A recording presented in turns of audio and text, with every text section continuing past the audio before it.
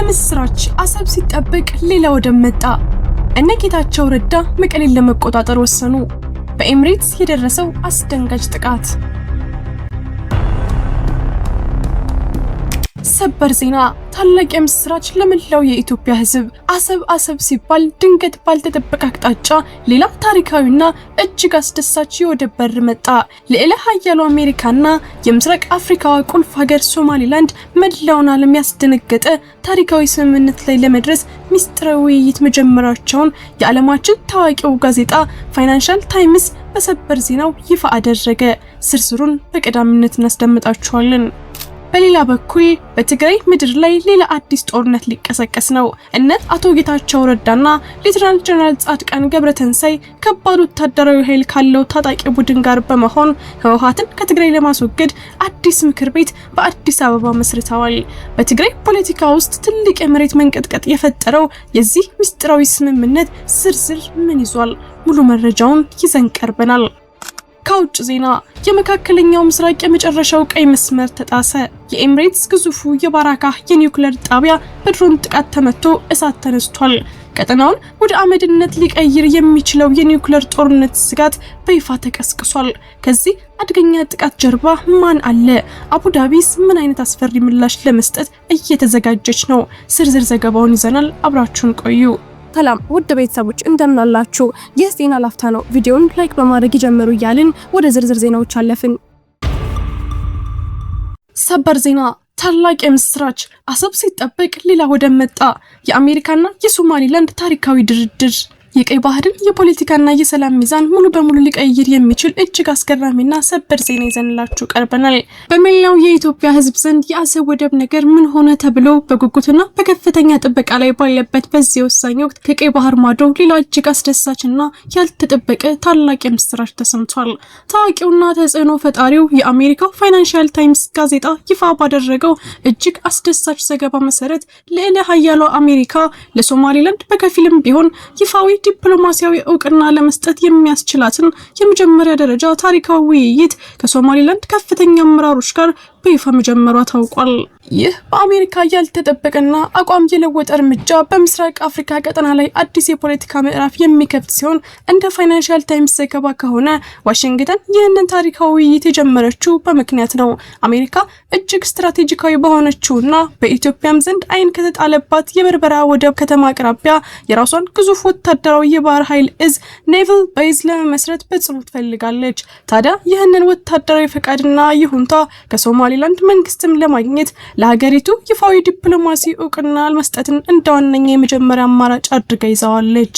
በቀይ ባህር ቀጠና ላይ ያለውን የኃይል ሚዛን፣ የጂኦ ፖለቲካዊ ጨዋታና የአሜሪካን ወታደራዊ ተጽዕኖ ፍጹም በሆነ መልኩ ሊቀይር ይችላል የተባለው ይህ እጅግ ሚስጥራዊና ስሱ ውይይት በአሁኑ ወቅት በመጀመሪያ ደረጃ ላይ እንደሚገኝ የአሜሪካ ከፍተኛ ባለስልጣናትን ጠቅሶ ጋዜጣው በስፋት ይፋ አድርጎታል።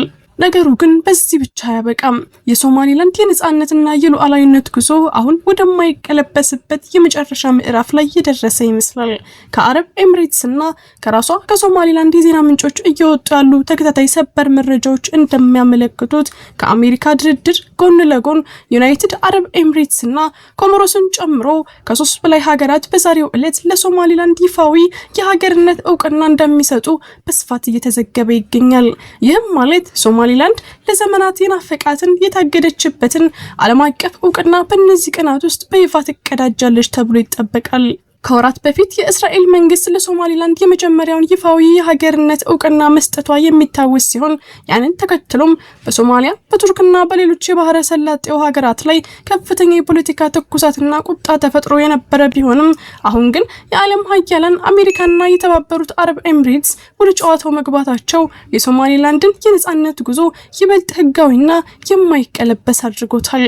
ይህ ታሪካዊ ክስተት ለዘመናት የባህር በር አታለም ተስቃየውና ከሶማሊላንድ ጋር የወደብ ስምምነት ተፈራርማ ለነበረችው ለኢትዮጵያም አዲስና እጅግ ሰፊ የዲፕሎማሲ በር የሚከፍት በቀጠናው ላይ አዲስ የኃይል አስተላለፍ የሚፈጥር ታላቅ የምስራች ሆኖ ተመዝግቧል።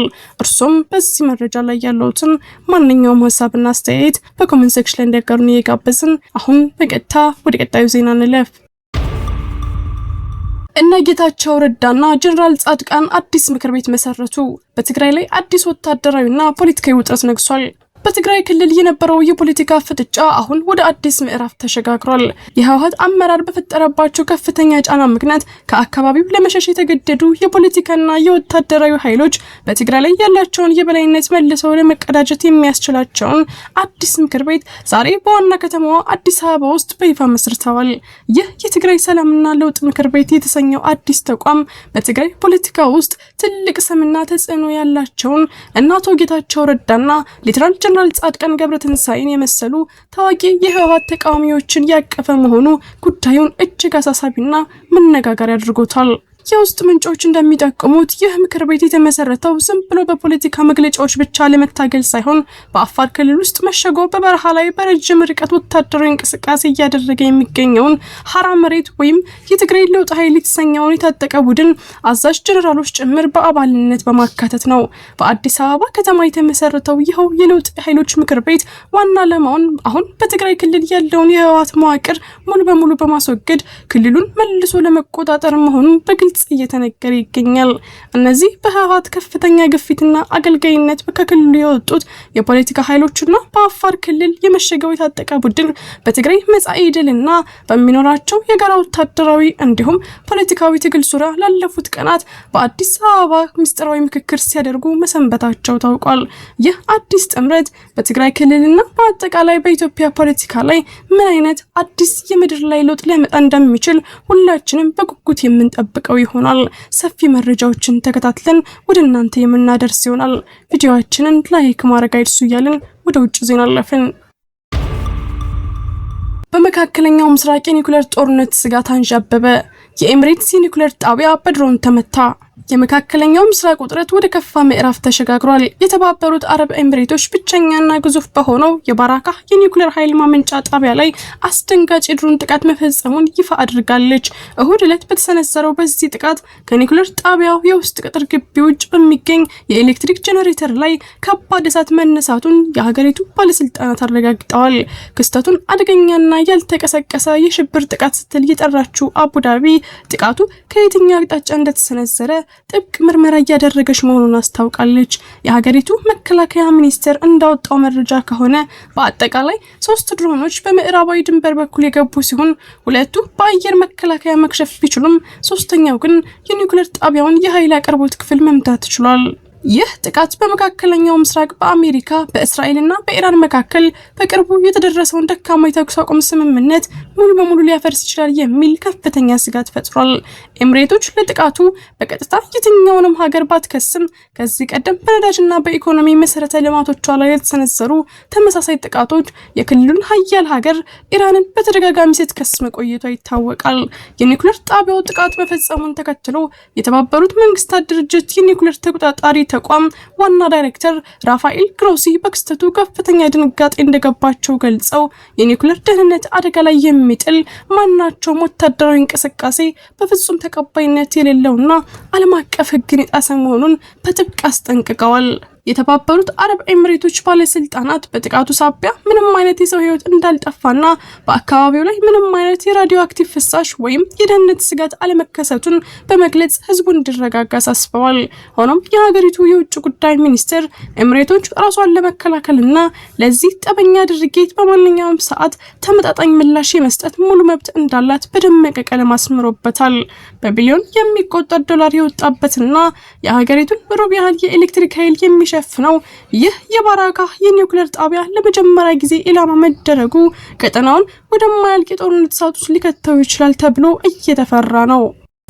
ውድ የዜና ላፍታ ቤተሰቦች የሰዓቱ መረጃዎቻችን ያዳመጣችሁትን ይመስል ነበር። ስለተከታተላችሁን እያመሰገንን ቻናላችንን ሰብስክራይብ በማድረግ ቤተሰብ እንድትሆኑ እየጋበዝን በዚሁ ተሰናበትን። ጤና ይስጥልን።